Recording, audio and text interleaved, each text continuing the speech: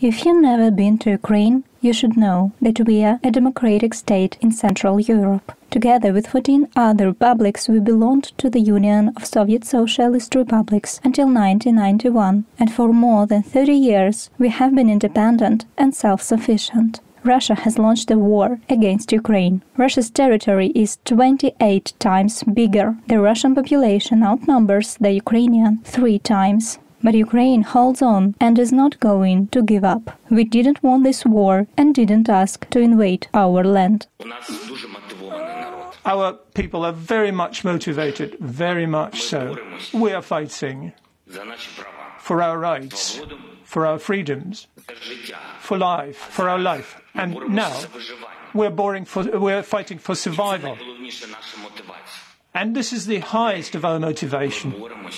But we are fighting also to be equal members of Europe.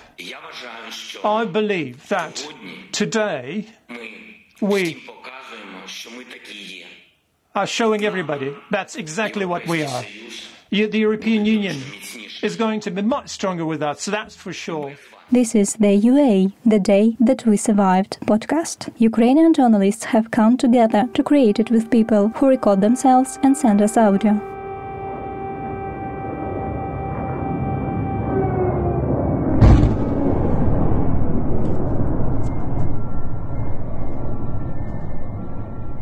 We receive recordings from different parts of the country. Every day, Ukraine, from the Belarusian border to the Black Sea, wakes up to alarms blaring from west to east. The airstrike alarms went off more than 60 times in Kyiv only and sounded for more than 36 hours in total. It's a real terror. People play piano at a bomb shelter in Lviv, western Ukraine.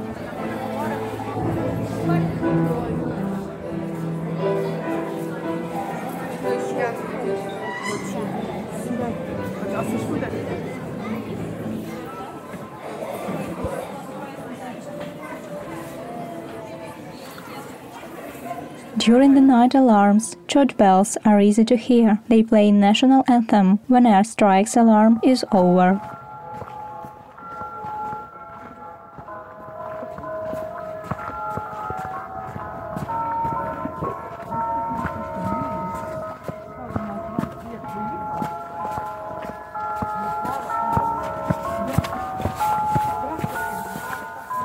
Russian Ministry of Defense has admitted casualties in the war with Ukraine for the first time. According to RIA Novosti, that references the Ministry of Defense of Russian Federation's statement, 498 Russian people died, 1,597 were injured. Meanwhile, the headquarters of the Ukrainian armed forces informs that Russian army has lost more than 9,000 people and significant share of military equipment from the first day of the invasion of Ukraine.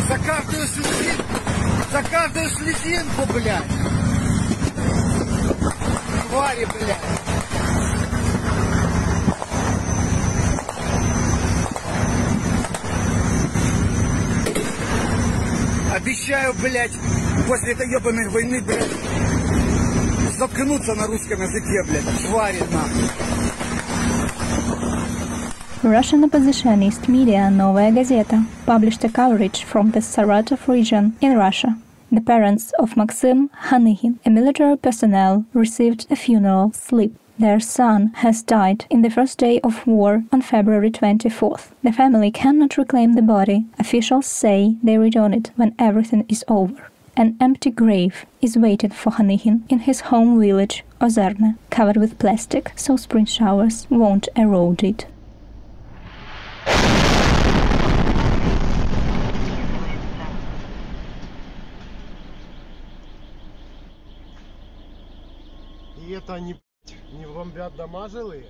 At the same time, the enemy keeps attacking civilians. In the city of Izum, located in the east of Ukraine, a projectile hit residential high-riser and a private house. 8 people died, including 2 children. We received excerpts from the diary of Anastasiia from the Kyiv region. This is how she describes the first day of spring. Anastasiia, Kyiv region, diary notes, March 1st. I was trying to count days on my fingers. I bent only 6 fingers. I stared at them for a long time and couldn't believe it. Only 6 days. Already 6 days. 6 days of media monitoring non-stop, 6 days of life under the alarms and shell sounds, 6 days without sleep and food, 6 days of evening messages "I love you" to my friends and family. To distract myself from thinking about all of this, I try to do at least something, to volunteer, block channels, and create lists with what I'll do when we win. I'll take a warm bath. I'll meet my friends. I'll drink a cup of hot chocolate. I'll watch Batman. I'll go on a date. It helps me not go crazy in the cold basement. And I'm also sorting through my clothes, from my bag when we couldn't leave the city and into my bag, where I have all the necessary things to run away if you get lucky. During one of such rituals, I noticed a towel in one of my back pockets. My mom put it there. It's a wedding towel. It lacks only a few cross stitches. Otherwise, it's almost ready. I remember that I didn't get why I needed all of this.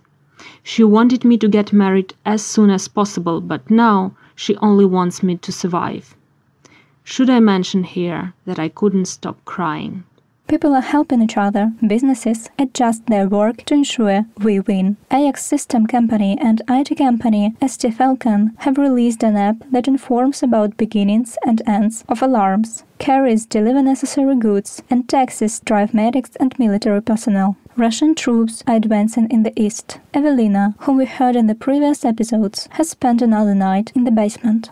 It has gotten much worse since yesterday.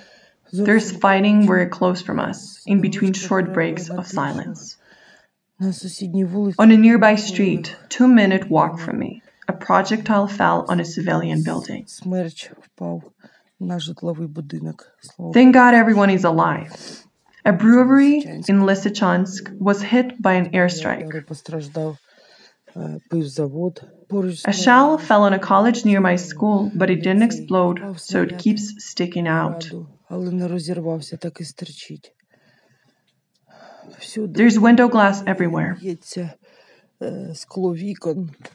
scary to leave the basement, but I need to feed and take care of my child.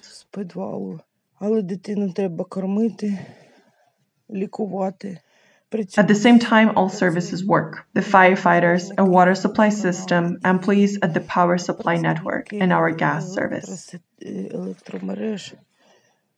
Everyone is working to restore electricity, gas where possible, and water in the areas where there were ruptures.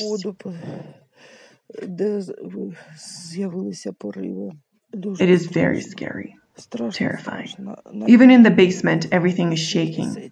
Jars and other products are shaking, and I keep on thinking whether we will be saved from all of the shell fragments. And then what will happen if the jars burst? This morning is quiet so far. It's 6 a.m. Stores will not open before 9 or 10. As we understand, they open for an hour or 2 or 3. I have to buy bread and try to feed my family, my father, my mother, and my 9-year-old child. He coughs more and more because the basement is damp. How long will it last? How long will it last? It's terrifying. I don't know what will be next.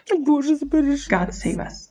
This night was the scariest of them all. Now Evelina gathered all her strength, ventured outside to buy bread, and survived a line to the pharmacy. She believes in the best. The world supports Ukraine, even though shelling doesn't recede. The United Nations General Assembly has passed the resolution that demands Russia to stop military action in Ukraine and withdraw troops. 141 countries voted in favor, 5 voted against. They are Russia, Belarus, Syria, North Korea, Eritrea. 35 countries abstained. Foreign volunteers are heading to Ukraine already. Citizens of at least 16 countries has declared their willingness. Recently, international media reported conflicts that are claimed to happen between Ukrainians and foreigners on the border. Israel Kabamba, a Kongo citizen, has been living in Ukraine for 9 years. He evacuated from Kyiv to Lviv. This is what he shared about his experience living in Ukraine. All right, I was actually saying that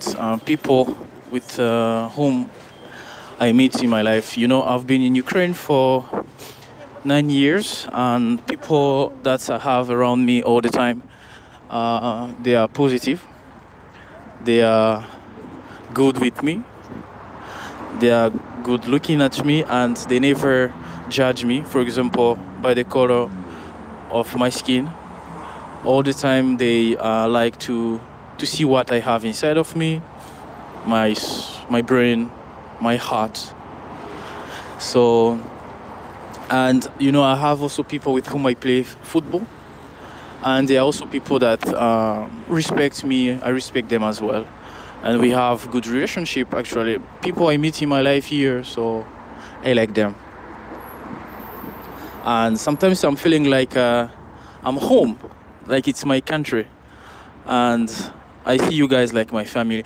Honestly, with you, I never feel any difference, like of the skin. Like I'm black, you guys are white or yellow. So I'm just feeling myself okay. So you guys are my family. So that's what I have, and I wish our country, if I would say so, to be peaceful, to have peace, and to go over that, because we won't be separated anymore. Ukrainian authorities, foreign countries, everyone facilitates the evacuation of women and children from the cities in danger. Frankly, we, the authors of this podcast, are just as scared as all Ukrainians right now. And often it is difficult for us to gather all our thoughts and inner power to tell you about what is happening around. Several times a day, our work on the podcast is interrupted by the alarms. We stop doing what we are doing to go to a shelter. We are distracted by messages from our relatives, from Kyiv, Kharkiv, Mariupol, and other cities of Ukraine. But we feel even worse when we have nothing to distract us. But we continue to do what we are doing. We are incredibly inspired by our military, by our compatriots who fearlessly go barehanded against enemy's military weapons and technical equipment. Residents of Enerhodar, Zaporizhia region, came forward with Ukrainian flags to meet the occupiers, ready not to let them into the city. A nuclear power plant is located in Enerhodar. Several thousand people poured into the streets of Melitopol, Zaporizhia region, to stop the occupation of the city by the Russians. The city is currently captured. Це Мелітополь.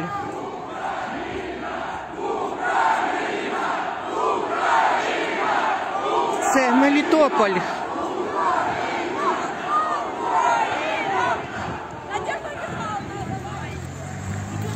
Це Мелітополь. Не розказуйте.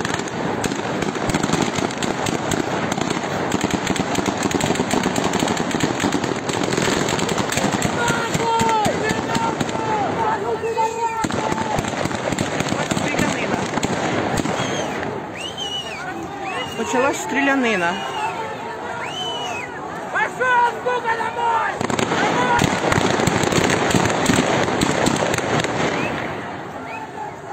Everyone does what they can, and this is our strength. We are together, and side by side we are fighting the occupiers.